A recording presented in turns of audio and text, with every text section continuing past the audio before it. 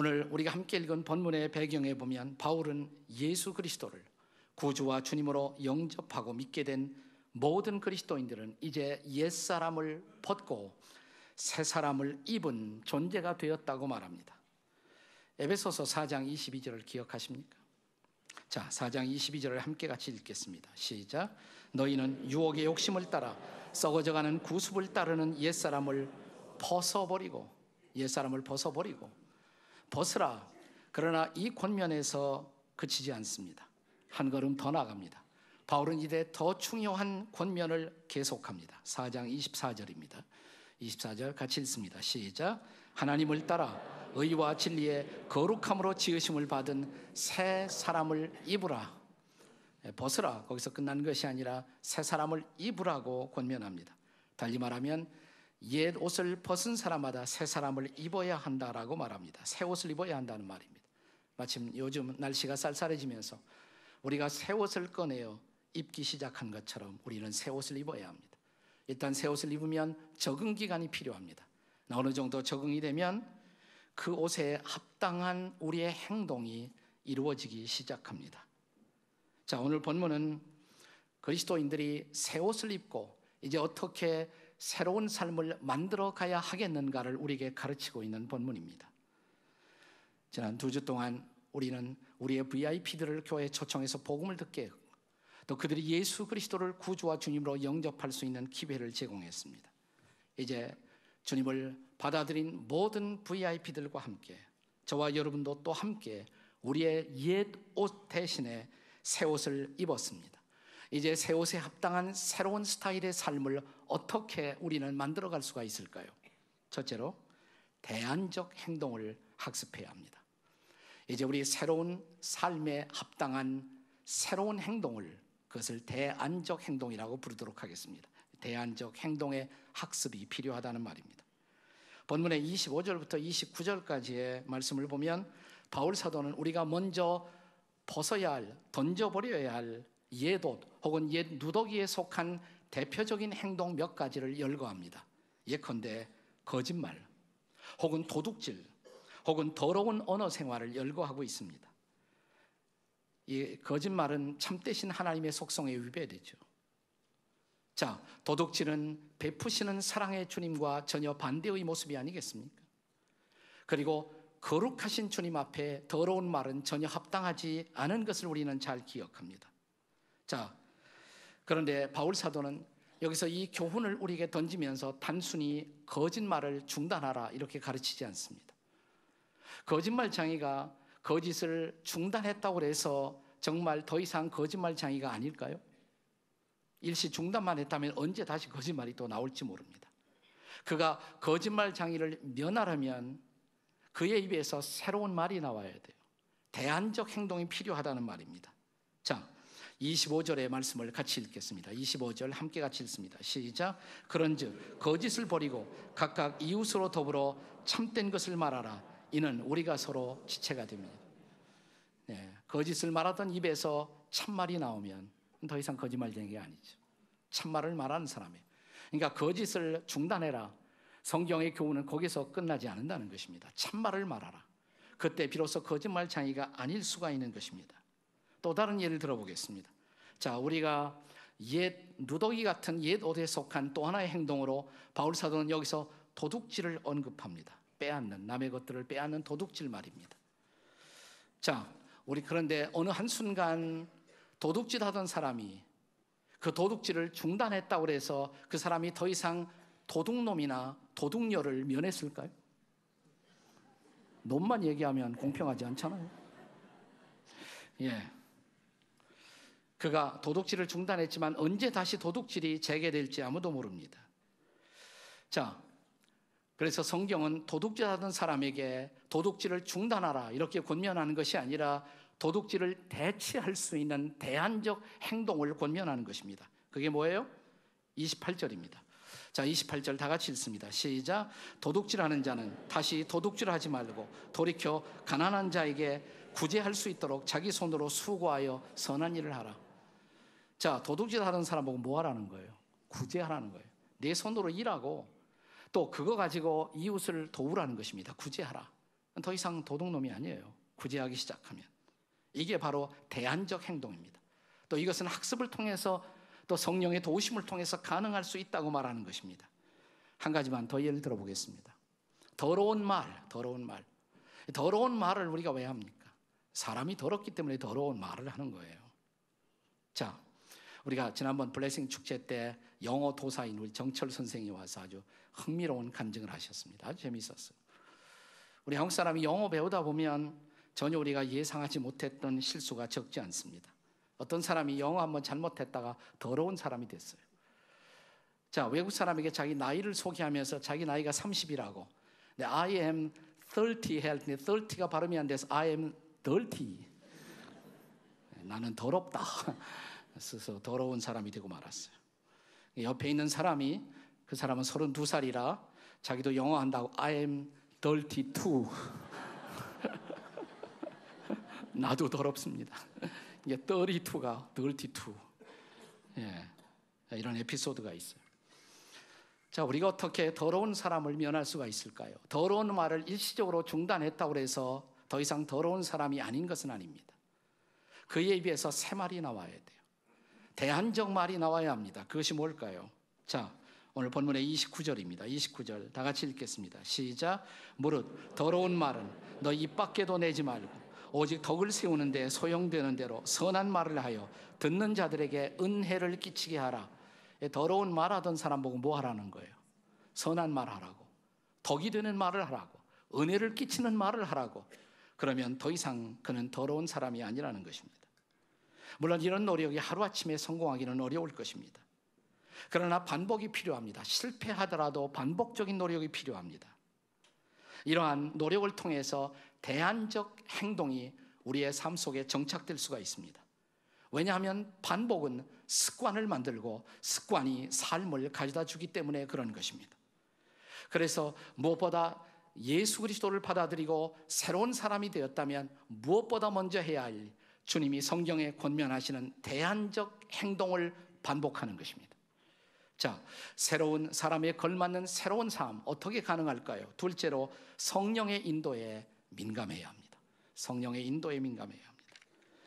자, 지금까지 우리는 거짓 대신에 진실한 말을, 도둑질 대신에 구제하라고, 그리고 더러운 말 대신에 선한 말을 하라고. 그런데 이것이 단순히 그렇게 하고 싶다라는 도덕적 결단만으로 가능할까요? 기독교는 도덕을 무시하지 않습니다.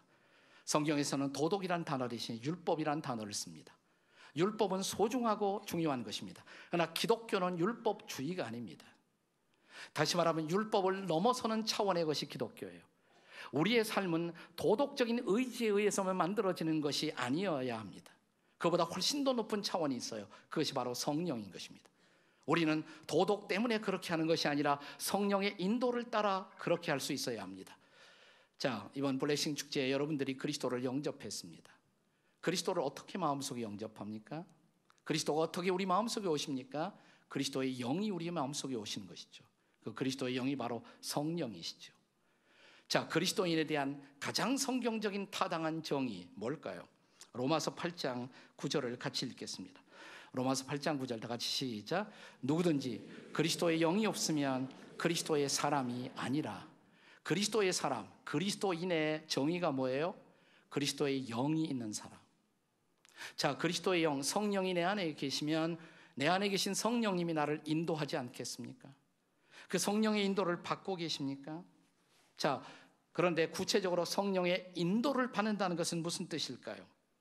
자, 내가 어느 날 갑자기 죄를 범하고 싶은 충동을 느낍니다. 그러면 내가 죄를 범하려는 순간 내 안에서 근심하는 분이 있어요. 성령님이십니다. 내 안에 거룩한 영이 계시다면, 그리스도의 영이 계시다면 그분은 근심을 시작해요. 아, 성령이 근심하고 있구나. 이게 느껴지면 즉각적으로 그 죄를 버려야 합니다. 자, 그때 비로소 승리로운 삶이 가능할 수 있다는 것이죠. 그것이 바로 30절의 권면이 아니겠습니까? 자, 본문 30절을 다 같이 읽겠습니다. 시작. 하나님의 성령을 근심하게 하지 말라. 그 안에서 너희가 구원의 날까지 인치심을 받았느니라. 그리스도인들은 구원의 날, 구원의 완성의 날이에요. 내 구원이 완성되는 그날까지 성령의 인치심을 받고 성령의 인도를 받습니다. 그래서 성령은, 내 안에 계신 성령은 내가 거짓말을 하려고 하면 내 마음이 불안해져요. 평안을 잃어버려요. 그것이 성령의 근심이에요. 내가 도둑질을 하려고 그러면 내 마음이 불안해요. 평화가 없어요. 성령이 근심하는 겁니다. 내가 더러운 말을 뱉으면 성령이 내 안에서 근심합니다. 불안해지고 괜히 했구나, 막 후회가 막 밀려오기 시작합니다. 이것은 단순한 도덕적인 후회를 넘어선 내 마음속에 강한 성령의 질책인 것입니다. 이것이 성령의 근심이에요. 성령이 근심하거든 그 일을 즉각적으로 버리십시오. 그것이 옛 옷을 벗는 일입니다. 그러나 반면 성령은 또 내 마음속에서 어떤 일을 하라, 이렇게 나를 계속해서 인도하실지 모릅니다. 예컨대 진실을 말하라. 어떤 경우 내가 진실을 말하면 내게 불이익이 찾아올 수도 있습니다. 그래도 진실을 말하면 성령이 기뻐하십니다. 궁극적으로 후회할 필요가 없어요. 성령이 내 안에서 구제하라 말씀하시면 당장 구제하면 내 호주머니가 비워지지만, 그러나 성령께서 기뻐하십니다. 그리고 우리도 궁극적으로 기쁘게 될 것입니다. 성령께서 내 마음속에서 저 사람을 격려하는 말을 하라 그러면 하세요. 바로 성령이 하라고 그러는데 격려 좀 할까라다, 에이 그만두지. 바로 그 순간 우리는 죄를 범하는 것입니다. 무서운 죄예요. 무슨 죄인 줄 아십니까? 성령 소멸죄인 것입니다. 자, 데살로니가 전서 5장 19절의 말씀을 보십시오. 데살로니가 전서 5장 19절 다 같이 시작. 성령을 소멸치 말며. 성령이 내 속에서 나를 감동하실 때, 이렇게 하라고 말씀하실 때 그대로 해야 한다 이 말입니다. 그 성령의 감동을 소멸치 않고 성령의 인도를 따르는 과정, 그 과정을 우리가 성화의 과정 이렇게 말하는 것입니다. 그리고 우리가 이런 성화의 과정을 통해서 우리는 새로운 스타일의 삶을 만들어가는 것입니다. 사랑하는 여러분, 우리가 이런 성령의 인도에 민감하려면 무엇보다 우리는 성령의 충만을 사모해야 합니다. 오늘 본문은 에베소서 4장이에요. 4장 다음엔 몇 장일까요? 질문이 어렵습니까? 4장 다음 몇 장? 5장입니다. 5장의 가장 유명한 구절이 어떤 구절일까요? 5장에서 가장 유명한 구절, 5장 18절입니다. 자, 5장 18절 다 같이 읽겠습니다. 시작. 술 취하지 말라. 이는 방탕한 것이니 오직 성령의 충만을 받으라. 거기까지 우리를 데리고 가는 거예요. 바울은 지금 성령으로 충만함을 받으라. 사랑하는 여러분, 우리가 성령으로 충만하면 할수록 우리는 성령의 인도에 민감하게 됩니다. 그리고 성령의 인도에 민감할수록 우리는 주님을 기쁘시게 하는 삶을 살아가게 됩니다. 성령의 인도에 민감하십니까? 옆에 있는 분들에게 제발 성령의 인도에 민감하세요. 다 같이 시작. 제발 성령의 인도에 민감하십시오. 어떻게 우리가 새로운 스타일의 삶을 만들어갈 수가 있습니까? 세 번째로 우리는 무엇보다 용서를 실천할 수 있어야 합니다. 다른 말로 용서를 생활화해야 합니다. 여러분, 그리스도인들이 새로운 삶으로서 인생을 성숙시켜 나가는 과정의 최대의 장애물, 그 장애물이 뭔 줄 아십니까? 분노예요. 앵거라는 필링이에요. 분노의 감정인 것입니다.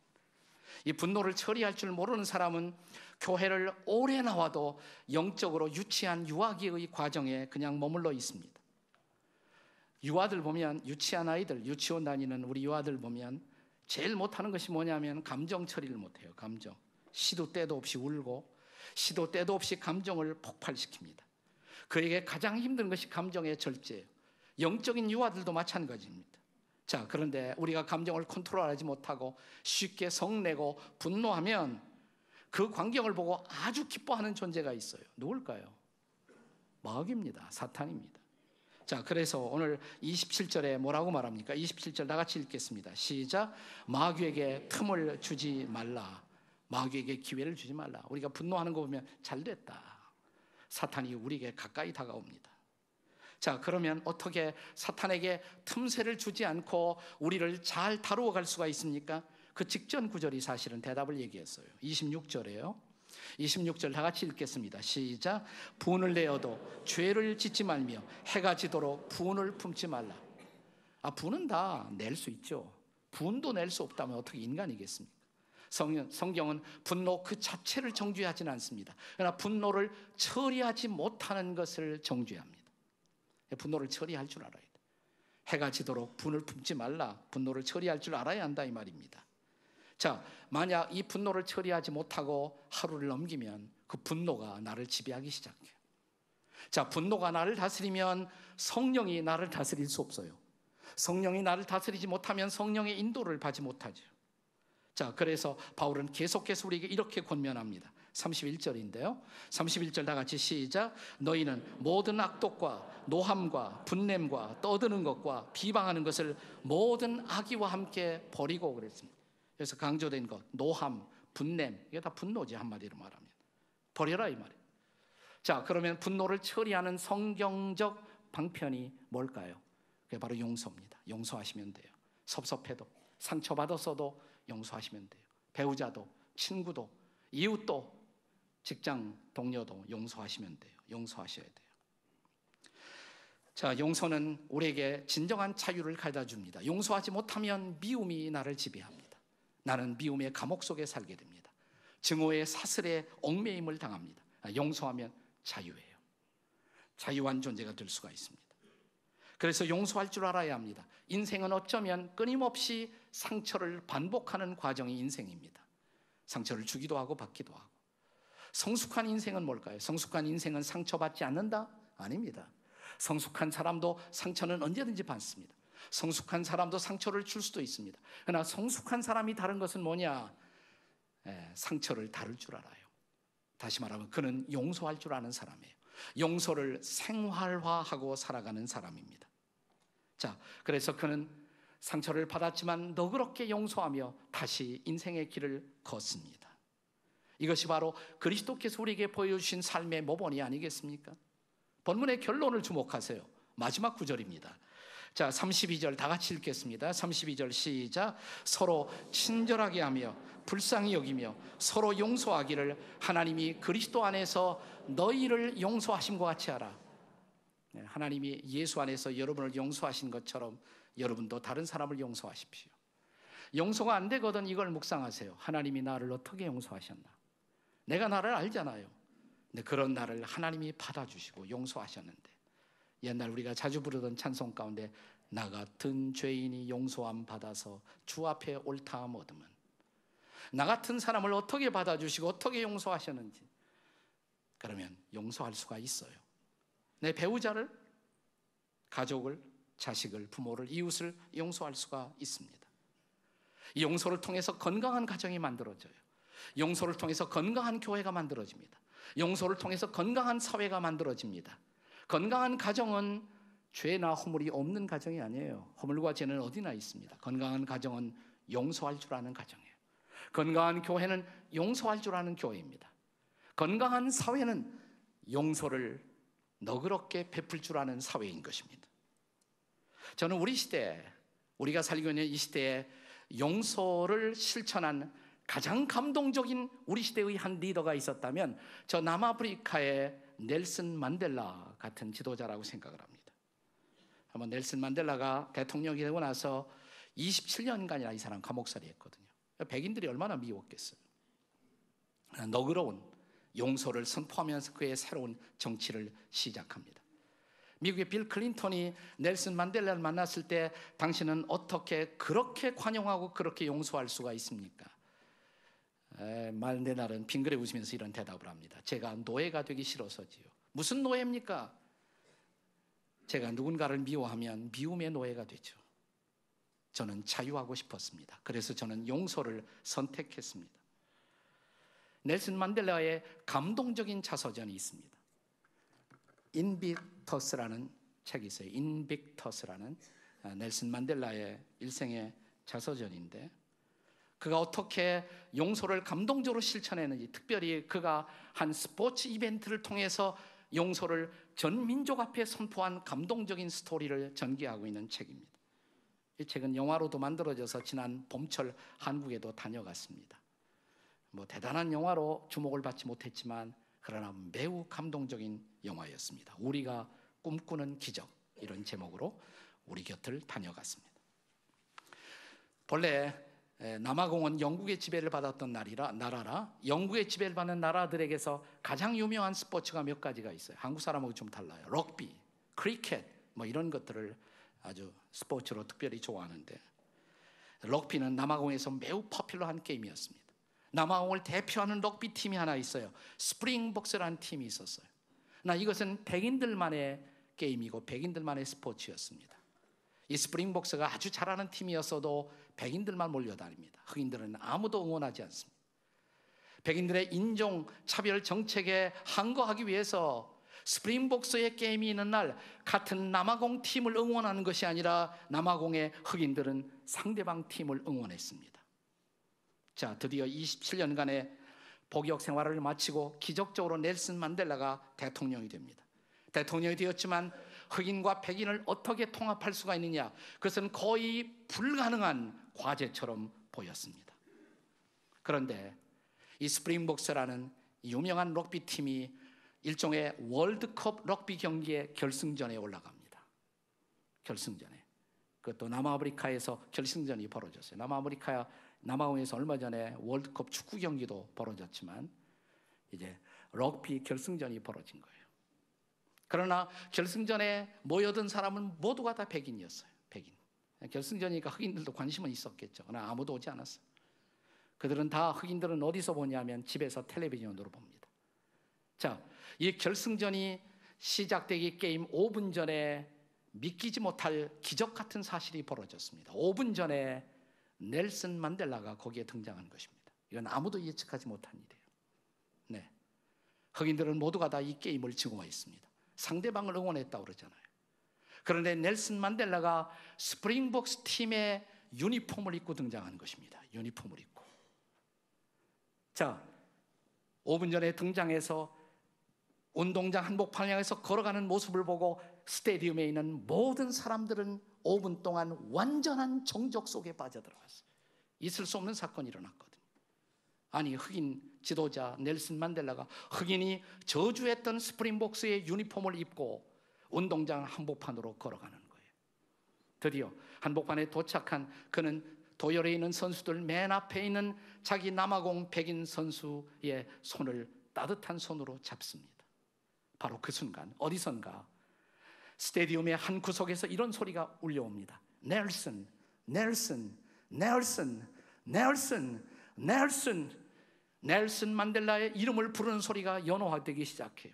갑자기 스테디움 전체는 넬슨이라는 소리로 뒤엎어집니다. 그 광경을 바라보면서 넬슨을 부르고 있던 백인들의 눈에서도 눈물이 흐르기 시작합니다.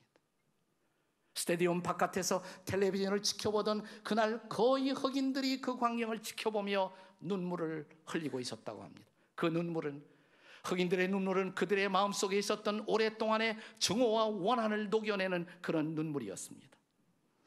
바로 그 순간 이 인빅터스의 저자인 존 칼린은 이런 글을 쓰고 있습니다. 들어보세요.